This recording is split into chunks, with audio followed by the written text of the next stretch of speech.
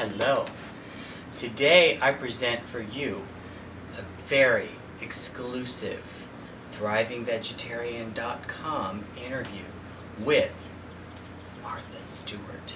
Now, Parade Magazine stole my interview before I could publish it on this website. And I'm just devastated.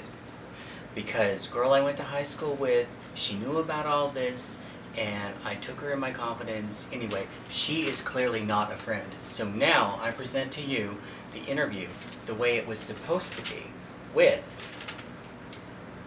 Miss Martha Stewart.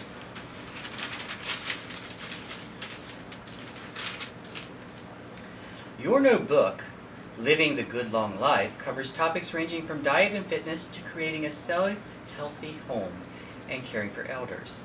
How would you describe it? It's all about surviving in this extraordinary world, physically, mentally, emotionally. I wrote it because nobody is paying attention to the silver tsunami of baby boomers who are now turning 65. My book focuses on what you can do for others and what you can do for yourself in terms of aging gracefully. What I like about it is that, like you, it's detail-oriented and full of common sense. Thank you. I attended an early session of the Clinton Global Initiative. President Clinton asked everybody to make a pledge to help humanity. So I pledged a book about caregiving, and I did it. I'm very proud of that. He wrote a blurb for the back cover.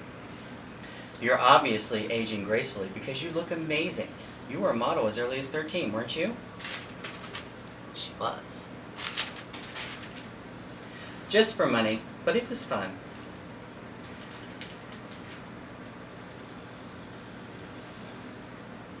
Your first book, 1982's Entertaining, was a bestseller, and after that your career took off. How did that affect your life? I kept saying, I'm still going to go clean out the chicken coops. I could have had more help, but it was more important to me to continue to do a lot. I have a pretty interesting personal life. Now it's even more interesting because I finally have grandchildren whom I adore. In your book, you talk about dealing with loneliness. Get a dog. Plant a garden. Do you have a man in your life? Well, I did. And now I don't. Where do you meet men? Do you use internet dating services? Guess who wrote the book Love in the Time of Algorithms, What Technology Does to Meeting and Mating? Dan Slater, who just married my niece Sophie. So I know all about online dating. I told Dan I'd pay him if he helped me find my next boyfriend. Have you ever met a man online? I have not. I sat down once with the application for Match.com, and I started to laugh. I couldn't even get past the first page, and that's a very good site. What do you think when you look back at some of your mistakes? Mistakes? Like the stock sale that resulted in your imprisonment? I don't consider that a mistake. It was a normal thing that people do every day. They sell stock. What was a mistake was the way it was handled. I'm not supposed to say it, but I was not guilty of any crime. I became a target because I was a strong and a rich woman who had been very successful, and that's in the past. It would be unfair to be defined by that moment.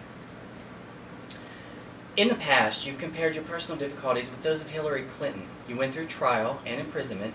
She endured the Monica Lewinsky scandal. I admire Hillary greatly. Her inner strength. She did a phenomenal job as Secretary of State. The best thing of all was the way she treated her husband. Most wives would have left him. Well, I wouldn't have. Hillary was married to the president.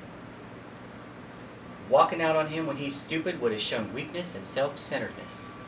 She saved him, her self-respect, and her daughter. She didn't cut the family asunder. As a result, she gained his respect forever. Your company has suffered some financial distress lately. Do you have a plan to reverse things? We're about 50-50. Our profit margins are much higher in merchandising. We like designing and making products. We're good at it. We want to have our own stores. That's how the JCPenney thing came around. It was an opportunity to have 700 stores within JCPenney. What I want to do now is build freestanding stores. Will you write your autobiography? Of course. I have my title and everything. I've led such an interesting and complicated life that it's getting to be time to record it. Thank you, Martha, for taking the time to let me interview you.